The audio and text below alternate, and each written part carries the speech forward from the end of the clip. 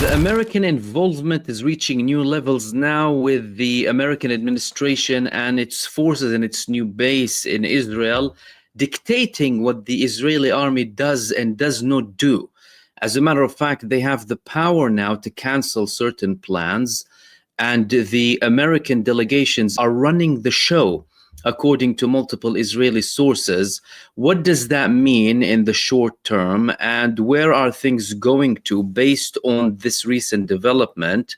Where is Benjamin Netanyahu going to as well? There was obviously some sort of an agreement between Donald Trump and Benjamin Netanyahu. There is an argument that Benjamin Netanyahu might have certain information that can be used against Donald Trump, and he has exhausted all of the information so that he can take out more and more positions from the American administration. How did Trump flip the situation against Benjamin Netanyahu? He viewed Benjamin Netanyahu's vulnerability and capitalized on it. He realized that Benjamin Netanyahu's vulnerability was the criminal charges pressed against him in Israel, his trial, and the risk of him being imprisoned later on. It's not uncommon for a leader in Israel or in any other country to be imprisoned after his term.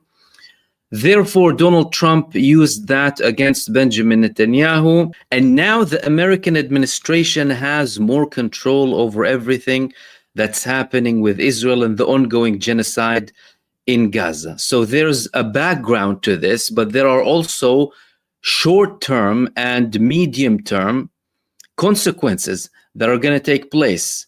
Now, the key thing that they're talking about with phase 2, they're talking about the disarmament, they're talking about Turkey not playing a role. That's one of the main things that Israel is talking about now. These red lines, making sure Hamas is disarmed, no Turkish involvement. Firstly, how did Turkey get involved? This was imposed by the United States on Israel. Israel had a veto against any Turkish participation. The Palestinian resistance wanted Turkish participation from a very long time ago. Israel vetoed that. The Turkish side managed to convince the United States to participate in this ceasefire and in the de-escalation and in the day after too. And the Americans are clearly very convinced. As a matter of fact, we heard Donald Trump say many good things.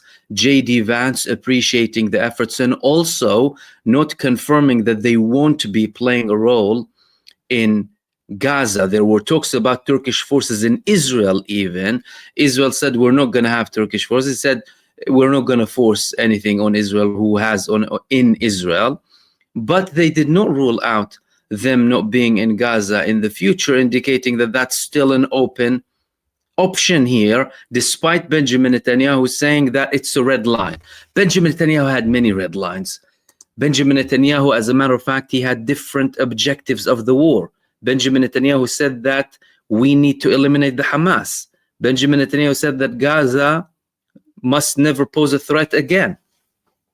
And we're seeing a slight difference in terminology and sentences between the American and Israeli administrations. Now the American administration is saying we want to make sure that Hamas doesn't pose a threat on Israel in the future. Donald Trump is saying, oh yeah, they're going to disarm, but there is no hard set time here. And also saying that one of the proxies can do it, hinting that Israel is a proxy, and we'll get to that later on. But in the short term, Israel has no veto over the decision to have Turkish forces deployed in Gaza. Now, the ceasefire, regardless of how flawed it is going on. The United States prevented Israel from continuing a large-scale operation. As a matter of fact, the United States, according to Israeli sources, prevented Israel from conducting more operations in Gaza, indicating that they have a much bigger role in what's happening now. So, will Israel's red lines be met? Not necessarily. As a matter of fact, very unlikely, because everything to do with Benjamin Netanyahu's red lines has been crossed in this ceasefire. Everything, if you want to call it a ceasefire, because they always breach, but we definitely have a de-escalation, undeniably. What were the red lines of Benjamin Netanyahu? Well, Hamas, to be eliminated, they weren't eliminated. To surrender, the people not going back, all of the things that he used to say before, all of these red lines have been crossed.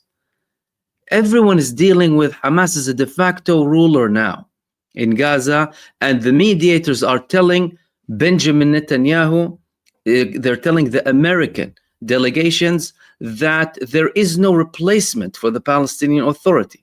Israel is talking about the Turkish deployment, and they're bothered by that.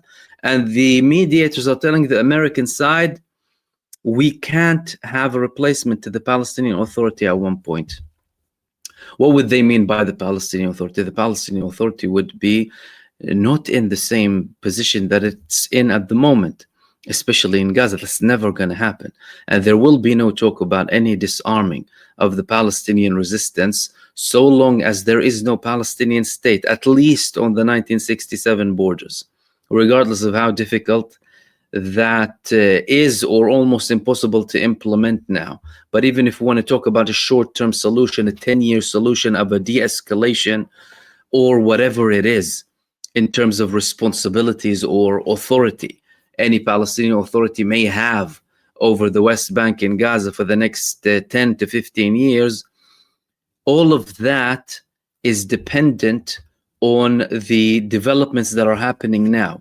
And the United States is trying to push for a solution that will at least remain there for the next 10 to 20 years. Hamas clearly showed them that they're fine with it. As a matter of fact, they were very open with Hamas too. Donald Trump broke the protocol of not speaking with a terrorist organization when he sent Jared Kushner and Steve Witkoff to meet Khalil al-Hayya and pay condolences to Khalil al-Hayya. Even the other day, Steve Witkoff was saying, I told him, I'm sorry for your loss. You know, I lost a son too. What is that? That's realizing the power of Hamas and getting your head out of the sand. They were putting their heads in the sand with their delusions of defeating the Palestinian side. That didn't happen. The Palestinian resistance gave a lot of compromises, of course, but nothing to do with the red lines or the national, historical, and contemporary rights of the Palestinian people. And we are where we are. And now it appears to be that the majority of the pressure is on Israel and Benjamin Netanyahu, to a level where Benjamin Netanyahu is defending himself and saying that we are not actually a US protectorate and we make our own decisions. The fact that Benjamin Netanyahu has to make this statement proves just how much the United States is involved in the political and military decision-making in Israel at the moment.